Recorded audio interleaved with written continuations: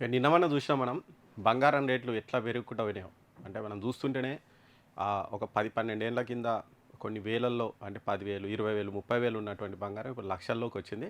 అసలు లక్ష వరకు వస్తేనే అమ్మ బంగారం లక్ష అయిందా అనుకున్నారు. కానీ లక్ష దాటేసింది. 1,30,000 అయింది. 1,30,000 కూడా దాటింది. ఇక వెండి కూడా చూసినాం. వెండి కూడా ఏదో 50,000, 60,000 కిలోకు ఉన్నటువంటి వెండి ఏకంగా 2,00,000 దాటి కూడా పోయింది. ఇక దాంతో రేట్లు పెరిగిపోతాయని అందరూ మన దీపావళి కంటే ముందు చూస్తే అందరూ అసలు ఎగబడి ఉన్నారు. చాలామంది కిలోలు కిలోలు వెండి కొని పెట్టుకున్నారు. బంగారం ఎన్ని డబ్బులు ఉంటే అంత పెట్టి బంగారం కూడా కొన్నటువంటి పరిస్థితి. మరి ఈ నేపథ్యంలో నిన్న మనం చూస్తే మళ్ళా బంగారం రేట్లు తగ్గుతున్నాయి. దాంతోపాటు వెండి రేట్లు అయితే చాలా వరకు పడిపోయినాయి. 2,00,000కు పోయినటువంటి వెండి ఇప్పుడు 1,50,000, 1,60,000 ఆ రేంజ్కి వచ్చింది. అంటే దాదాపు అంటే నిజానికి ఆ డిమాండ్కు సప్లై అంటే ఒరిజినల్ రేట్ కంటే ఈ డిమాండ్ పేరు కాబట్టి ఒక 10,000, 20,000 ఎక్కువ కమ్మినటువంటి పరిస్థితి ఉన్నది వెండి. మరి ఇక బంగారం కూడా 1,00,000, 1,32,000, 1,33,000 పోయినటువంటి బంగారం ఇప్పుడు మళ్ళీ క్రమంగా తగ్గుతూ 1,20,000, 1,22,000, 23,000 వరకు అయితే ఒక 10,000 వరకు కొంచెం కరెక్షన్ అయితే అయింది. మరి నేపథ్యంలో మళ్ళా బంగారం వెండి రేట్లు ఇంకా పడిపోతాయా లేకుంటే పెరుగుతాయని ఇప్పుడు అందరూ అంటే తక్కువలా కొన్నోళ్ళేమో ఓకే పెరిగింది ఓకే వాళ్ళు హ్యాపీ ఉన్నారు. కానీ మనం పెరిగినప్పుడు కొన్నోళ్ళు వాళ్ళకు భయం, అరే అనవసరంగా కొన్నాం కదా ఇంకా తగ్గుతాయేమో. కొంతమంది చెప్తున్నారు బంగారం రేటు 70,000 అవుతుంది, 80,000 అవుతుందని. నిజంగా 70,000, 80,000 పోయే పరిస్థితి ఉందా అవన్నీ ఈరోజు ఒకసారి చూద్దాం. నిజంగా బులియన్ మార్కెట్లో అనిశ్చిత అయితే వచ్చిందట. మరి ఏదైనా సరే చూడండి, మీరు పెరుగుతూ పెరుగుతూ పెరుగుతూ పెరుగుతూ పోయిందంటే ఏదో దగ్గర కరెక్షన్ రావాలి. కానీ బంగారం ఇట్లా పెరిగింది, మరి ఖచ్చితంగా కరెక్షన్ వస్తుంది. మరి కరెక్షన్ కొంచెం ఇంతవరకే వచ్చి మళ్ళీ పెరుగుతుందా లేదంటే ఇంతవరకు వస్తుందా అది అందరికీ వస్తున్నటువంటి డౌట్. మరి ఇక్కడ చూస్తే ఈ వారం బంగారం ధరల పతనం ఇంకా పడిపోయేటువంటి అవకాశం అయితే ఉందట. మరి ఆల్రెడీ సోమవారం లాస్ట్ చూస్తే ఇక 24 క్యారెట్ల బంగారం $4,398 మ్యాక్సిమం రేటు అయింది. కానీ ఆ తర్వాత ఒకటే రోజు $266 పడిపోయింది బంగారం రేటు. అది అంటే చాలా అంటే 2013 ఎప్పుడో పడ్డదంట. ఆ తర్వాత ఫస్ట్ టైం ఒకటే రోజు బంగారం రేటు అన్ని డాలర్లు పడిపోవడము ఇదైతే పడిపోయిందట. దాంతో ఈ మొత్తంగా ఈ వెండి కూడా చూస్తే $53 పోయింది. ఆ వెండి కూడా చూస్తే అసలు $50 పోయిన ప్రతిసారి వెండి కరెక్షన్ అయింది. ఒకసారి $50 నుంచి $2, $3 పడిపోయిందంట. ఇంకోసారి $50 నుంచి $15, $16 పడిపోయిందంట. మరి ఇప్పుడు కూడా $50 అయ్యింది. మరి 50 దాటింది. దాటి మళ్ళీ ఇప్పుడు 47, 48, 46 ఈ రేంజ్కి వచ్చేసింది వెండి. మరి ఈ 50 అనేది వెండికి చాలా రోజుల నుంచి ఒక నిరోధం ఉంది. $50 అనేది మరి $50 పోతుంది పడిపోతుంది. ఇది థర్డ్ టైం. మరి ఇప్పుడు పడిపోతుందా లేదంటే 50ని బ్రేక్ చేసి దూసుకుపోతుందా చూడాలి. ప్రస్తుతం అయితే పడిపోయినటువంటి పరిస్థితి అయితే కనిపిస్తుంది. ఇక ఓవరాల్గా చూస్తే బంగారం మనం 10 గ్రాముల బంగారం 1,32,000 పోయినటువంటి బంగారము ఆ తర్వాత క్రమంగా తగ్గుతూ వచ్చింది. ఇక కిలో వెండి కూడా 1,90,000 అంటే ఒరిజినల్ మార్కెట్లో 1,90,000 ఉన్నది. కానీ ఇక్కడ మనకు బయట దుకాణాలలో అయితే 2,00,000, 2,10,000 కూడా అమ్మినటువంటి పరిస్థితి. అంటే ఫిజికల్ వెండి దొరకలేదు. దాంతో వాళ్ళు రేట్ ఎక్కువైనా సరే అని తెచ్చిపెట్టుకున్నారు. దాంతో 2,00,000 పైన కూడా వెండి అమ్మినటువంటి పరిస్థితి ఉంది. అది కూడా మరి అక్కడి నుంచి పడిపోయినటువంటి పరిస్థితి. ఇప్పుడు 1,70,000 కాదు ఇంకా తగ్గింది. 1,60,000 ఆ రేంజ్లోనే ఉన్నటువంటి పరిస్థితి అయితే ఉంది.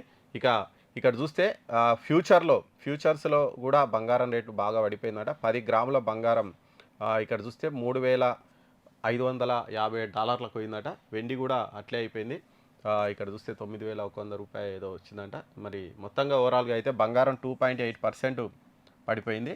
వెండి 5.8% కరెక్షన్ అయితే ఉంది. నిజంగా మనం బంగారం అసలు ఇంకా దిద్దుబాటు ఉంటుందా అనేది ఉండొచ్చు. ఎందుకంటే మరి మామూలుగా బంగారం రేటు ఇంత పెరగనికే ఏంటంటే రిజర్వ్ బ్యాంకులు బంగారాన్ని బాగా కొనిపెట్టినాయి. చైనా వాళ్ళు కొన్నారు, ఇండియా వాళ్ళు కొన్నారు, యూరప్ రిజర్వ్ బ్యాంకులు కొన్నాయి. ఇవన్నీ కూడా కొనడం వల్ల బంగారానికి డిమాండ్ పెరిగి ఇట్లా పెరుగుకుంటుపోయింది. ఈ మధ్య ఏం చేస్తున్నాయంటే రిజర్వ్ బ్యాంకులు ఇక బంగారం కొనడం క్రమంగా తగ్గిస్తున్నాయంట. దాంతో ఆ తగ్గించడం వల్ల ఏమవుతుందంటే డిమాండ్ సప్లై, ఒకవేళ డిమాండ్ ఎక్కువ ఉంటే రేటు పెరుగుతుంది. ఇప్పుడు ఓకే ఎవరు పెద్ద కొంటలేరు కాబట్టి సప్లై ఎక్కువైపోతుంది, దాని రేటు పడిపోయేటువంటి అవకాశం అయితే ఉంది.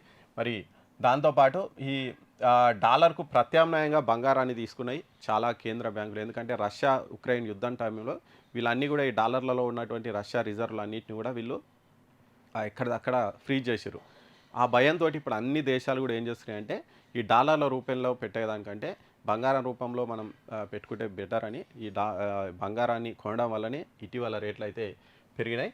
దాంతోపాటు వడ్డీ రేట్లు బాగా తగ్గిపోయినాయి. మనం చూసినాం ఫెడ్ వడ్డీ రేట్లు తగ్గడం, మిగతా రిజర్వ్ బ్యాంకుల వడ్డీ రేట్లు తగ్గడం వల్ల బంగారం అయితే కొంచెం ఎక్కువ రిటర్న్స్ వస్తాయని బంగారంలో పెట్టడం ఇది ఒక కారణం ఇన్ని రోజులు పెరగనికి. ఇక పసిడిపై రాబడి ఎక్కువగా ఉండడం ప్రభుత్వ బాండ్ల కంటే, ఇక అమెరికా బాండ్స్ మీద కొంచెం నమ్మకం తగ్గడం, మన ట్రంప్ వచ్చిన తర్వాత రకరకాల నిర్ణయాలు తీసుకోవడంతో ఆ ట్రంప్ బాండ్స్ మీద పెట్టే కంటే బంగారం మీద పెడితే బాగని చాలామంది అక్కడ పెట్టుబడులు అయితే పెట్టారు. ఇక ఎగవేతలు దివాలా బాధలు ఉండవు నిజంగానే, ఎందుకంటే బంగారం కొని పెట్టుకుంటే ఏం ప్రాబ్లం ఉండదు. బ్యాంక్ దివాలా తీసింది లేకపోతే ఇంకేదో అయింది అనేది ఏం ప్రాబ్లం లేదు కాబట్టి బంగారం సేఫ్ అసెట్ అని దాని మీద పెట్టుబడులు పెట్టినారు. ఇక దాంతోపాటు బంగారం వాల్యూ ఇన్ని సంవత్సరాల నుంచి చూస్తే ఎప్పుడు భారీగా పడిపోయినటువంటి దాఖలాలు లేవు కాబట్టి ఇది ఒక నమ్మకం వినియోగదారులకు. ఇంకా ద్రవ్యోల్బణ సమయంలోనూ పెట్టుబడుల విలువ క్షీణించదు. ఇక అమెరికా వంటి అప్పుడప్పుడు ఆర్థిక ఆంక్షలు విధిస్తుంటుంది. దాంతో ఈ రూపాయి విలువ పడిపోతుంటుంది, లేకుంటే ఇంకేదో దాంట్లో విలువ కరెన్సీ విలువలు పడిపోతుంటాయి. కానీ బంగారానికి ఆ బాధ లేదు కాబట్టి చాలామంది ఇక్కడ పెట్టిరంట. ఇట్లా రకరకాల కారణాల వల్ల బంగారం మీద అయితే వీళ్ళు పెట్టుబడులు పెట్టిరు, అవి పెరుగుకుంటూ పోయినాయి. మరి ఇప్పుడేమో కరెక్షన్ అవుతుంది. మరి కరెక్షన్ ఎంతవరకు వచ్చు? నిజంగా చాలామంది చెప్తున్నట్టు 70,000 80,000 బంగారం తులం బంగారం వస్తుందా అంటే అది కష్టమే. నిజంగా అంతవరకు పడిపోకపోవచ్చు, కొంచెం కరెక్షన్ అయితే అవుతుంది. మరి ఈ కరెక్షన్ ఎంతవరకు వస్తుంది అనేది చూడాలి. మరి ఈ వారం కూడా లాభాల స్వీకరణతో బంగారం వెండి ధరలు ఇంకా కొంచెం కరెక్షన్ అయ్యేటువంటి అవకాశం అయితే ఉందంట. మరి ఇక్కడ చూస్తే నెక్స్ట్ ఈ 28, 29 రోజు ఫెడ్ నిర్ణయాలు ఉన్నాయి. 30 రోజు యూరోపియన్ సెంట్రల్ బ్యాంకు వడ్డీ రేట్ల మీద నిర్ణయాలు ఇవన్నీ కూడా ఉన్నాయి. కాబట్టి ఈ వడ్డీ రేట్లు తగ్గిస్తే మళ్ళీ బంగారం రేటు కొంచెం పెరిగేటువంటి అవకాశం ఉంది. వడ్డీ రేట్లు కనుక అట్లే ఉంచో లేకుంటే పెంచితే మాత్రం మళ్ళీ బంగారం రేటు పడిపోయేటువంటి అవకాశం అయితే ఉంది. దాంతోపాటు ట్రంప్ చైనా అధ్యక్షుడు జిన్పింగ్ మధ్య ఉన్నటువంటి ఇది, ఇంకా దాంతోపాటు భారత్ అమెరికా ఈ ఒప్పందము, ఇవన్నీ కూడా ఇవి రకరకాల కారణాలు ఉన్నాయి, చాలా రీజన్స్ అయితే ఉన్నాయి. వీటి ఎఫెక్ట్ తోటి బంగారం రేటు పెరుగుతుందా తగ్గుతుందా అనేది డిసైడ్ అవుతుంది. కాకపోతే కరెక్షన్ కావచ్చు. వెండి ధరని మనం చెప్పలేం, కానీ బంగారం రేట్ అయితే దారుణంగా పడిపోయేటువంటి అవకాశాలు అయితే చాలా తక్కువ అని చెప్పవచ్చు. వెండి చెప్పలేం. వెండి ఇప్పుడు 1,50,000 1,20,000 పడిపోయినా చెప్పలేం, దాన్ని ఆపనికి ఎవరు ఉండరు. కానీ బంగారాన్ని ఖచ్చితంగా ఒక అసెట్ కాబట్టి ఖచ్చితంగా సెంట్రల్ బ్యాంకులో ఎవరో ఒకరు ఇంకా పడిపోతుందంటే ఓకే, ఇంకా మంచి రేట్కి వస్తుందంటే మళ్ళీ కొనేటువంటి అవకాశం ఉంది, అప్పుడు మళ్ళీ పెరిగేటువంటి అవకాశం ఉంది. కాబట్టి బంగారం రేట్ అయితే పెద్ద కరెక్షన్ కాకపోవచ్చు, కానీ వెండి రేటు మాత్రం చెప్పలేము, అది ఊగిసలాట, పోతే పైకోవచ్చు లేకుంటే దడాలను పడిపోవచ్చు. కాబట్టి వెండి కొంచెం డేంజరే, బంగారం మాత్రం సేఫే. ఇది ఓవరాల్గా చూస్తే ఈ దిద్దుబాటు కూడా తాత్కాలికమైన కూడా పెడుతున్నారు. ఈ బంగారం వెండి ధరలు తీవ్ర దిద్దుబాటుకు అయితే లోనైనాయి. కాకపోతే ఈ రెండు లోకాలు ఇప్పటికీ కూడా ఇంకా అనుకూలంగా ఉన్నాయి అని కూడా చాలామంది రీసెర్చర్లు అయితే చెప్తున్నారంట. కాబట్టి ఎవరైతే ఎక్కువ ధరకు బంగారం కొని కొంచెం బాధపడుతున్నారో వాళ్ళు ఏం టెన్షన్ పడకండి, మళ్ళీ మీ ధరను దాటి మళ్ళీ బంగారం పైకి పోయేటువంటి అవకాశం అయితే ఉంది.